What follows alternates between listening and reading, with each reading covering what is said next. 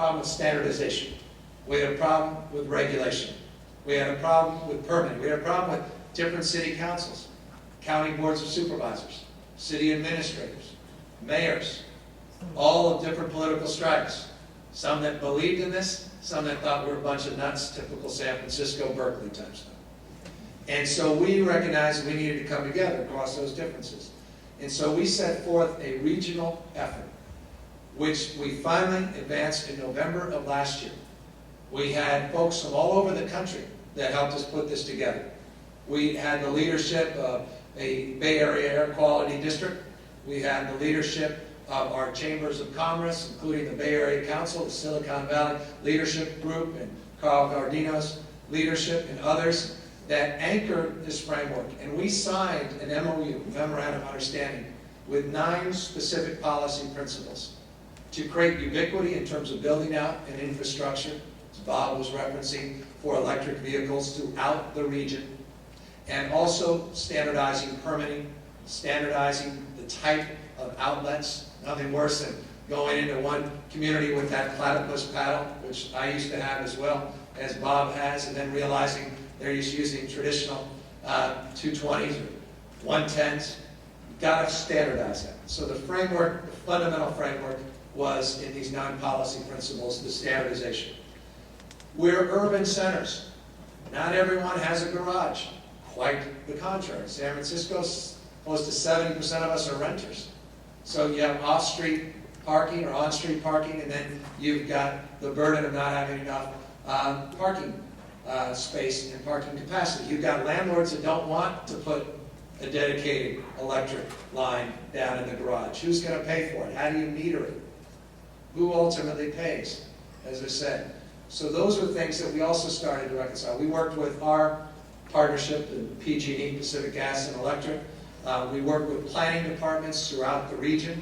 Again, forget the mayors and the politicians. Really, the folks that are running these agencies are most important. Put together work groups, and we started putting together publication that showed how easy it was to adopt and adapt to these new technologies. We started working to incentivize these technologies in terms of the Department of Building Inspection, so we can get these permits through in a much faster and more effective and efficient way.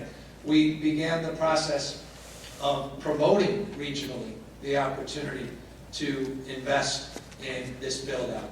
We started with demonstration projects, and we're now competing with one another in a very enlightened competition with these demonstration projects. Down in San Jose, Mayor Reed was the first to, actually with Column Technologies, you're here, to put with light poles, city light poles, to sort of extend the connection to a light pole with plug, so that you can get free electrical charge and you can just tap into the existing electric infrastructure in the city. In San Francisco, we did the same a few weeks later. You can actually come to our city and get completely free electricity and charge for nothing. Just go right out in our demonstration points. We worked, and we're working regionally, to get our car share programs, which are a huge success in places like San Francisco, to require them to do alternative fuel and electric vehicles in their mix, which have now become very, very popular. Our Zip cars and city car share are now required to do that. And we've got their opportunity, we've got their commitment, and now we're providing those electric charge stations for them as well. We want to become the electric vehicle capital, the San Francisco Bay Area of the world. And we believe we can do that.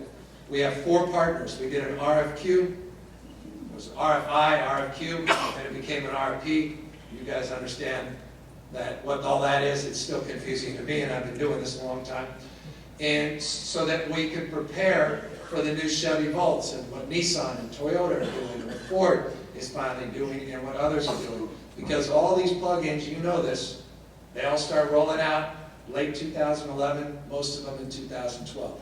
So we've got to build out that infrastructure in order to be prepared.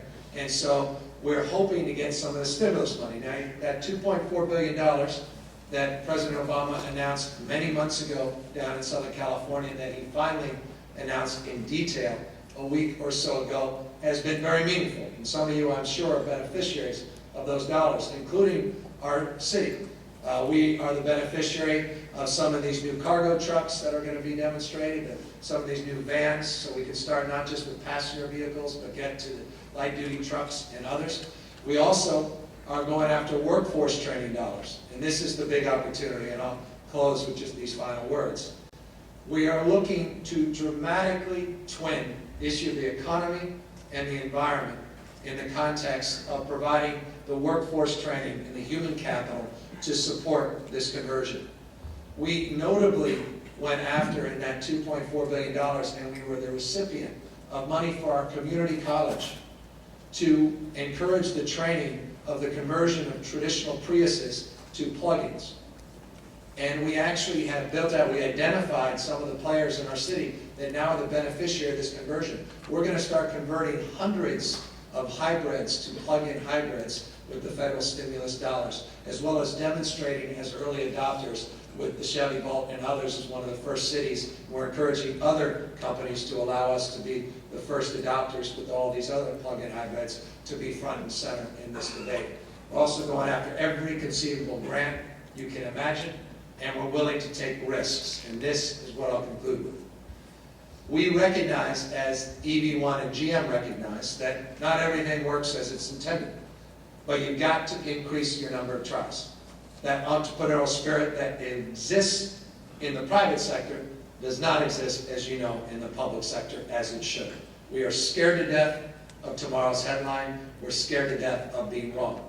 A lot of people were very critical when we started building out this infrastructure a number of years ago, but we did not standardize it. And now they're saying, what a waste of money and a waste of time, and that's all you're endeavoring to do now, is waste our money and waste our time. You've got to have the courage, though, of this conviction, and the courage and the willingness to make mistakes in the process. The technology continues to evolve and advance. Hybrid technology is yesterday's technology. It's a decade old. And if Chrysler and GM and Ford don't get that, it will be at their own peril, and as taxpayers, our own peril.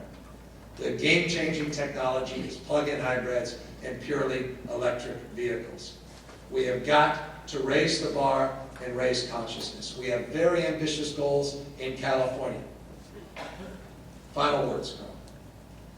I'm reminded, though, of what Michelangelo said.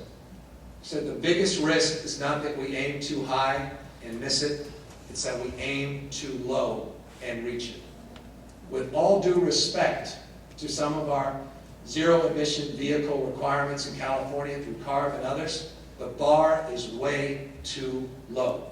And for me, it's at our own peril that we reach those rather modest goals. They're only ambitious by comparative standards. Only if you grade on the curve are they impressive. But in actuality, with 25+ million vehicles, roughly, depending on how you analyze it, in California, where today we have less than 1% that would fit these categories, it's not that impressive to get it to just a couple of percent by 2014 or 2018, as Carl wants to raise the bar in our region, which is great, or even 2020 with AB 32 goals.